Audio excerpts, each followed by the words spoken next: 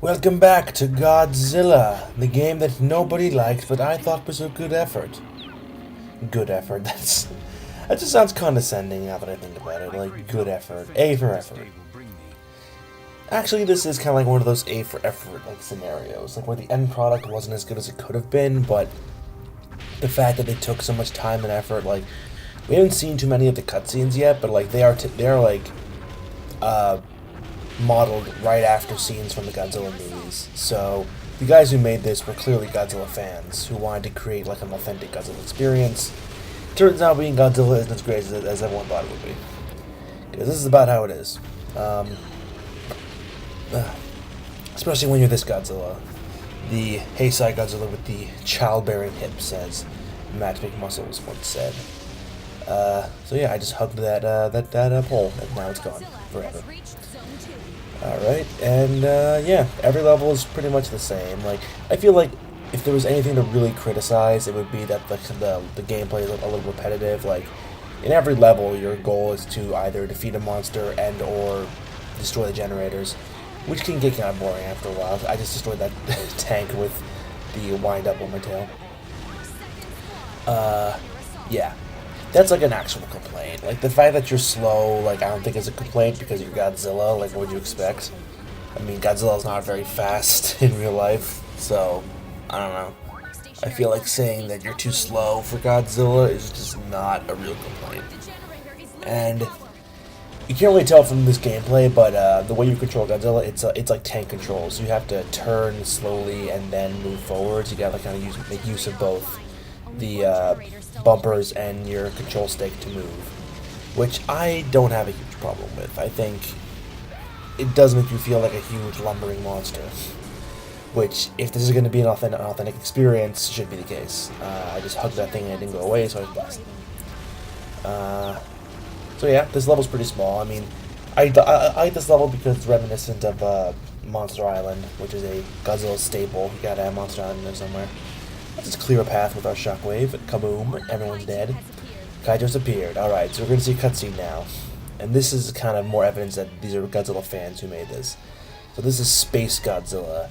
And this way, the way they have had him land and everything is straight out of Godzilla vs. Space Godzilla, the movie. That's exactly how he shows up in the movie. So I think that proves that these people, they knew.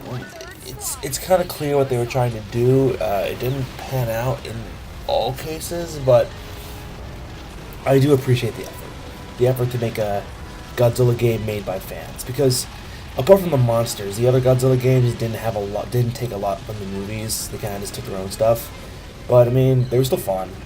So maybe if they ever make another one of these games, they'll try to make it a little less slow and lumbery.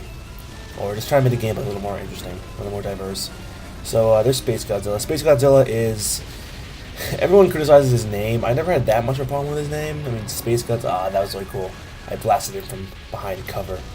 So, as you can see, Space Godzilla has giant, like, crystals on its back. And, as his name implies, Space Godzilla is from space. What basically happened there was somehow a bunch of Godzilla cells got carried up into space... excuse me, where they entered a black hole, I believe, and then mutated into a new Godzilla, which created Space Godzilla, who can create crystals, space crystals like that. He can fly, but I just blasted him down so he couldn't fly. And impaled him on one of his crystals. That was pretty cool. Space Godzilla, I think, has a really cool design, really cool idea.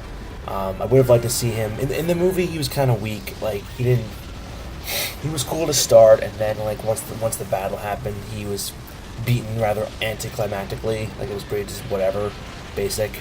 So that a cooler end for Space Godzilla would have been better. But if you read like the Godzilla comics, like Rulers of Earth or Half Century War, they treat Space Godzilla a little better. They give him more screen time, more backstory.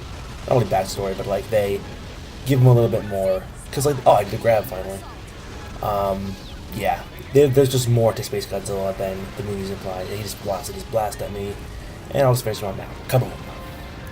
So much like in the movie, Space Godzilla goes down pretty lamely, but I appreciate the effort, Space Godzilla. Yeah. And it's interesting because Space Godzilla, yeah, the video games also treat Space Godzilla a lot better because in 2 of the 3 Bandai games, Space Godzilla was the final boss. He was like the main enemy of both those games.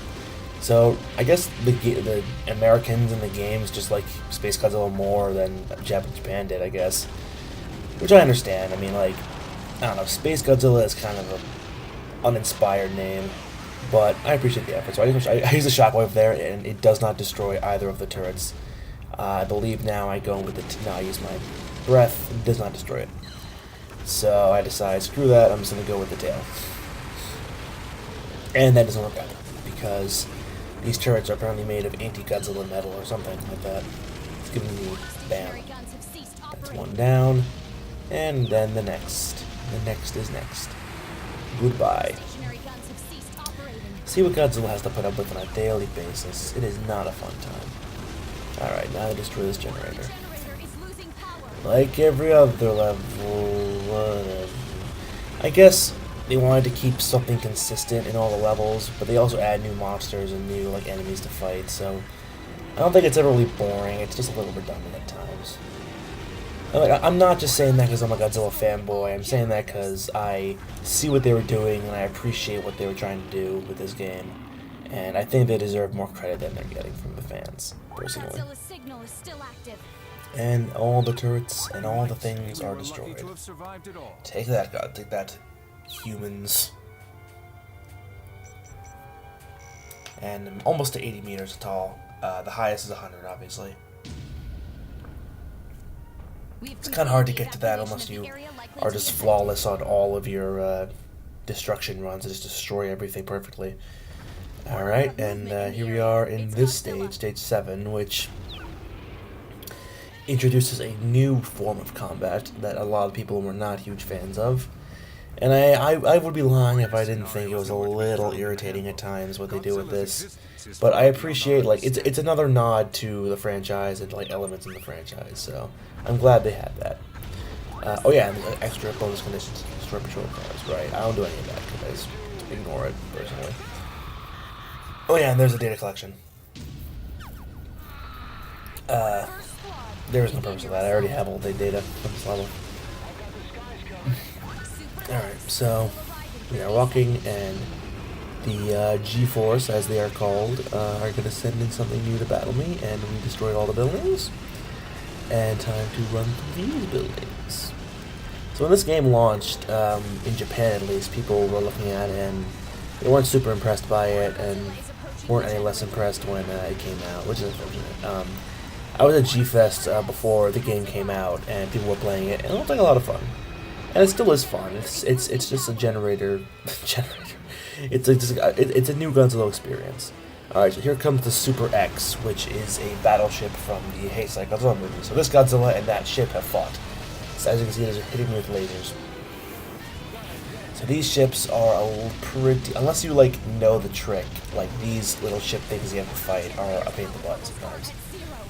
So you can see that it's behind me, it's launching missiles and lasers at me. It'll move around a lot. I go for the, okay. So the best way to do damage without missing is with your sweeping atomic breath, because otherwise it can move out of the way and avoid the blast.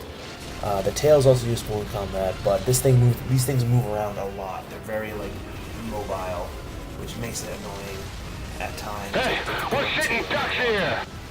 Plus their attacks do a lot of stagger, so and damage, so you really gotta watch out for that. So it's coming at me. I blast it again. I mean, I do like that they added these things because they're kind of obscure, and it's good to have like nods to other things in these games. And here comes the Super X2. So the Super X was a consistent element in all the Heisei movies because they kept upgrading it. So in the first one it was Super X. I think the second one it was Super X2, and then like in the 6th or 7th one in that series, they had the Super X3. So yeah, it was a recurring element, and like there was more focus on the government and like the G-Force, the people battling Godzilla in that series, which I think was definitely welcome. Okay, now I'm just getting missiled up by the 2 ships and the turrets. So this is not a good situation for me. I probably should destroy that turret, but I'm probably not gonna. Go for the ship. Super X2 is blasting me. I gotta. Okay, I charged it, but I missed. So when I'm facing away from it, it's best to just use the shockwave, just to be safe. They're circling me really annoyingly. I missed the breath again. Now the turret's hitting me again. I'm just in a very bad position right now. Alright, they decide to raise the disaster level to 3. And that means they're bringing in heavy-duty missiles to destroy me. Yeah, they are. I don't think it picked up. I don't think it recorded, but the music they play in this part whenever the disaster level rises is the classic march theme from Godzilla movies, which I really appreciate. Like, again, another nod to Godzilla fans. Okay, that thing just blasted with a giant laser. That's not cool. Missiles everywhere. Blasted like Super X2. Okay, and that freaking laser cannon is really powerful. I gotta focus on Super X1, otherwise they're just gonna keep bombarding me. So Super X1, I don't know where it is right now. So I don't know what it did. I don't really know what happened there. I think my beam got interrupted. And they're just bombarding me with missiles. It's freaking ridiculous. These things are just annoying to hit, and they blend in with everything. So it's really hard to see what you're aiming at. Now they're just missiling me up to death. I really gotta find Super X1 and destroy it before these things like tag team. Okay, see, I'm trying to do my breath, but the turret behind me keeps staggering me. I don't know why I didn't think to destroy the Super X. Okay, Super X2 is down. I don't know why I didn't destroy that stupid turret. Those turret things are really obnoxious. I think now I get the idea, so time to fucking show that thing who's boss. That's right, Godzilla's boss. Alright, and now Super X1 is still around. But I guess I'm ignoring it and attacking the generators. Whatever. Super X1, I don't even care about you anymore. I'm just gonna bash this stupid generator. And then I'll focus on you. Ow. Alright, come on. Let's do some blasts. That was the wrong blast. I probably should have done the other one. Bam. There goes generator 2. And the Super X, I have no idea where it is at this point. So I decided to just go for the generator. It may be out of reach even, I don't really know.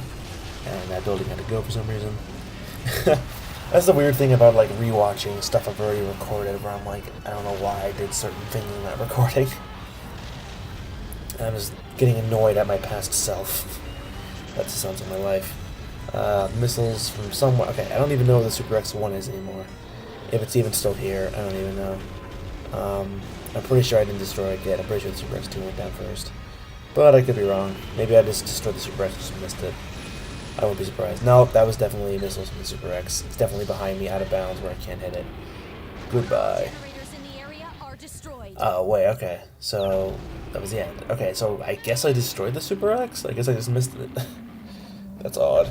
Maybe it got what destroyed, in addition to the rest of the other ships. That could be what happened. These beds have turned out to be far beyond my capabilities. Yes, Godzilla is far beyond everybody. And you'll soon see in the next episode, so join us for that.